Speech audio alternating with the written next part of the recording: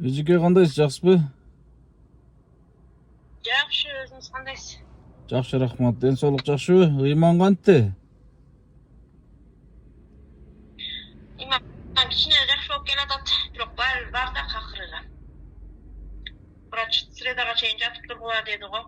Средага чейин жатып, анан дагы рентгенге түшүрүп дагы көрөлү деп. Кечеки акыркы анализин түштүңүздөр да? Жана өтүнү. Жана рентгенге түшүрүп пневмония деп чыгарды дедик го, ошону кылып атпайбы.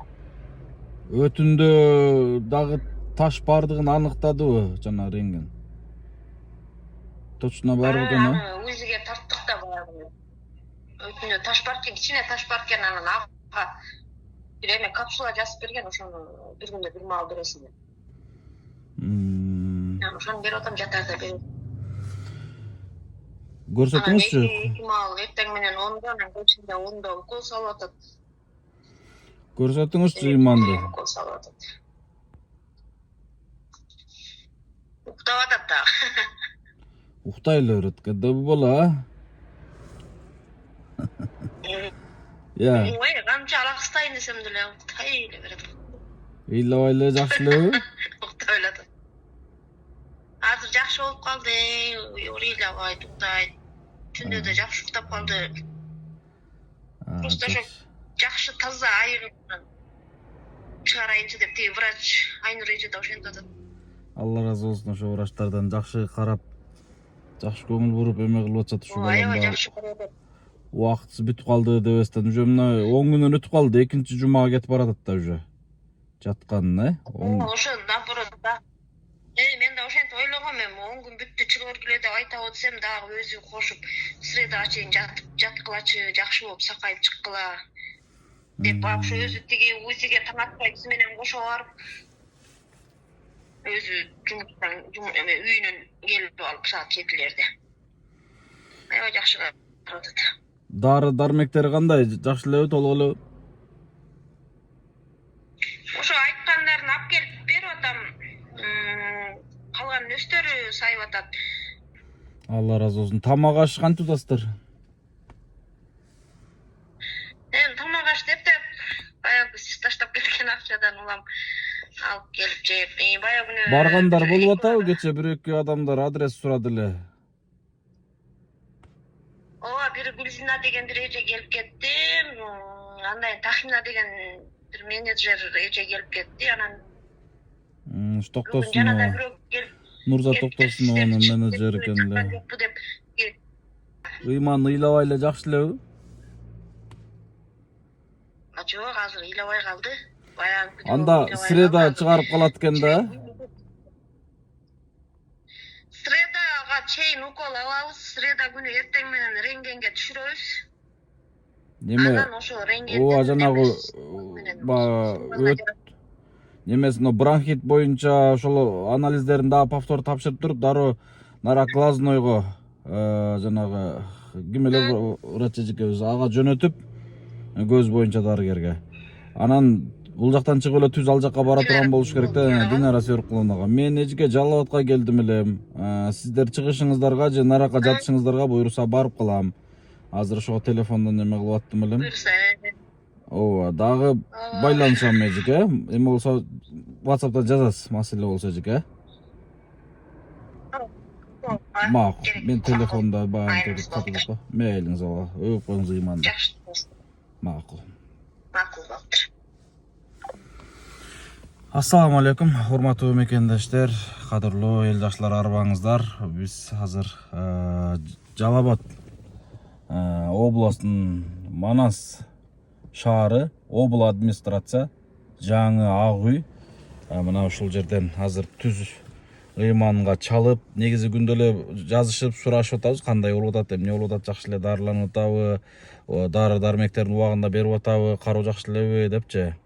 Өзүм жанында боло албасам дагы кыжалат болуп, анан улам менден жазып, чалып сурагандарга түз эле адресин берип, ал жака ушул памперсин жана смесин алып барып берип атышат. Алла разы болсун. Ким канчалык деңгээлде жардам берип атат мен жанында көргөн жокмун, бирок барып зыярат кылып аткандын өзү бир чоң жардам чындыгында. Мен кече күндөрү, жума күндөрү буйруса Жалал Абадка келгем, туугандар анан ыймандын больницадан чыгышын Бишкекте күтүп отуруп бериш, мындай биякта иштерди да бүтүрүп келе калайын деп Жалал Абадка келгем. Буйруса мына среда чыгат деп атпайбы? Бүгүн буйруса дем алыш күнү, эртең жумуш күн, биринчи күнү. Биз үчүнчү күндөрдөн, среда күндөрдөн как раз Рамазан орозо айы башталып калат экен иншалла. Мына орозонун башында көзүнө операция болуп калат экен, Кудай кааласа ыйманыбыз. Мына ошого кайра мен Бишкекке барып калам. Негизи бир нерсени жанына барып өлүшөйүн дедим элем, бирок албетте момундардын башка куралы дуа дейт го. Дуа кылып туруңуздарчы ушу ыйманга. Сыноо аркасынан сыноо токтобогон ыймандын бир тагдыры чындыгында сыноолорго курчалды да. Төрөлгөндөн, тагдыры жаралгандан баштап ушул сыноо аркасында келатат да. Көзү менен, кулагы менен, эми көзү, кулагы биякта калсын, эми караңыздар, кече күнү биз баягындай под вопрос ушундай анализ болуп атты эле, өтүндө таш бар деп. Бир больницада наркы жалда, биринчи жалдагы эне жана балдарды коргоо борборунда өтүндө таш бар деген ушундай подозрение көргөзгөн экен эле, биракта жок деп көргөзүп атты эле. Кече күнү сыртка чыгып анализ тапшырганда чындап эле өтүндө ташы бар экен, туугандар.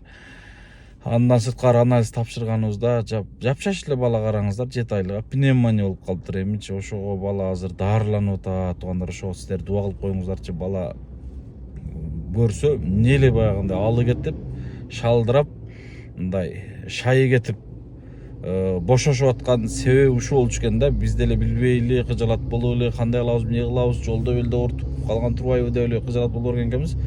Кудайга шүгүр, ушул больницага жатып, ысык жерде дарыланып аткандыгы чоң жардам болду. Азыр кичине жакшы болуп келатат. Ушул жердеги дарыгерлерден Алла ыраазы болсун. Ал жердеги дарыгерлер да бизди тааныйт экен. Бир кирип барсак эле жакшы жылуу тосуп алып, бет-абызга жакшы кароо көргөзүп, жардам берип атышат.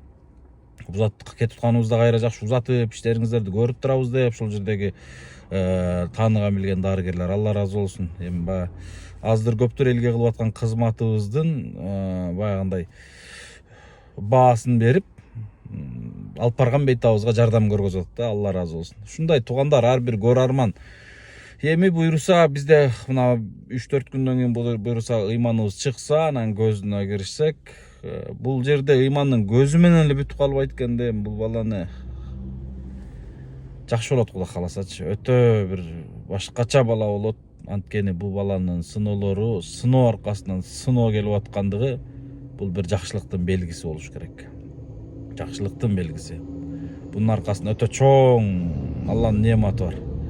Алланын неаматы бул үй бүлөгө гана эмес, өлкөбүзгө, мекенибизге, Токтогул жерине, Токтогул элине, Кыргызстан элине, биздин Акниет Аманат коомдук фонд жааматына өтө чоң бир Алланын неаматы бар. Ошон үчүн биз себебин кыла берели, чарчабайлы, аракетти жасай берели. Кудай буйрса, Рамазан айында ушул ыймандын бүт баардык ден соолугуна себепкер болгон аракетти кылайлы иншалла.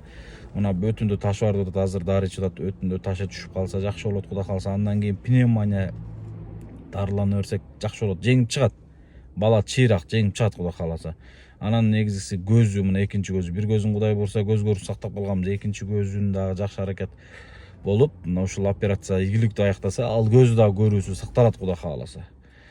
Анан бала чоңойо берген болсо кийин жана бир кулагы туюк да. Мына бизде кулак көрдүңүздөр, мындай тешик болуп атпайбы? Бунун бир кулагы туюк. Мына кичине кулагынын сыртында формасы бар, бирок туюк да. Тешиги жок. Мына анысына да кийинки убага келгенде ага дагы киришебиз буйруса. Ушундай эми бул баланын мындай назары түшүп калды чындыгында. Алланын назары түшүп калды, элдин назары түшүп калды. Биздин жүрөгүбүздөн мындай түнөк таап орун алып калды, мээрим түшүп калды. Ошон үчүн аракетти токтотпой атканыбыздын себеби ушу эми. Бунун баардыгы Алланын жардамы менен албетте. Алла Таала буйруган экен, Алла Таала насип кылган экен, чарчабай күндүр түндүр Токтогул, Бишкек, бияга Алматы, Астанага чейин алып барып, ушу тили чыга элек кичинекей мындай кичинекей гана бир жандуу наристеге көмөктөшүп атабыз да. Бунун аркасында Кудай буйруса иншалла Алланын жакшы бир неаматы бар. Эми кызматыбыз ушу экен. Алла таала ошол кызматка коюптур, аракетибизди жасай берели иншалла. Ар кандай ой пикир, ар кандай анча мынча адамдардын сөз пикирлери улутпайбы, эми анын баардыгына көңүл бурбастан биз аракетти жасай берсек, Кудай кааласа баары жакшы болот иншалла. Дуа кылып туруңуздар, туугандар, дуа кылып туруңуздар. Биз жалып атабыз. Бир күнү түн жарымда да ушундай келдик. Алла таала балким ушул жакшы иштерибиздин аркасында көптөгөн бөөдө кырсыктардан, жаман балелерден сактап аткандыр. Албетте күндүр түндүр ушундай бир узак жолдордо жүрөбүз. Ар кандай ситуациялар болуп калат, бирок Алла таалага чексиз мактоолор жана шүгүрлөр болсун. Көп нерсени бөлүшкүм келбейт, бирок Алланын көзү түз болсун. Алла таала сактайм десе сактайт экен баардыгыбызды чындыгында. Ошон үчүн биз жакшылык иштердин улам аркасынан жаңылап, улам чарчасак дагы байкатпай, сыр бербей жакшылык менен күрөшүп атканыбыз, жарышып атканыбыздын себеби ушул туугандар. Көптөгөн аркырды сыноолордон Алла таала мындай суруп, камырдан кыл суруп чыккандагыдай суруп чыгып атат. Мына ушунун аркасында биз жакшылыгыбызды токтотпошубуз керек иншалла. Ушундай туугандар, тынч болуңуздар. Жакында Рамазан айы келе атат. Рамазан айында сөзсүз орозо кармаңыздар. Көп зекет, ихсандарды бериңиздер, кылыңыздар. Жакшылыкта жарышыңыздар. Рамазан айында билип билбей кетирген ар бирибиздин күнөөлөрүбүздү кечирип, болуп көрбөгөндөй бир өтө чоң сооптуу иштерге Аллах таала баарыбызды себепкер кылган болсун иншалла. Аманчылыкта көрүшкөнчө ассаламу алейкум. Буйруса иманга да Алла таалам шифасын берсин, жакшы болуп кетсин. Эч ким оорубасын, заманыбыз тынч, өлкөбүз өнүккөн өлкөлөрдүн катарына кирип, элибиз аманчылыкта жашаштыкты, тынччылыкта жашаштыкты насип кылган болсун иншалла. Жалал Абад, Манас шаары. Манас шаарынан баарыңыздарга жылуу салам.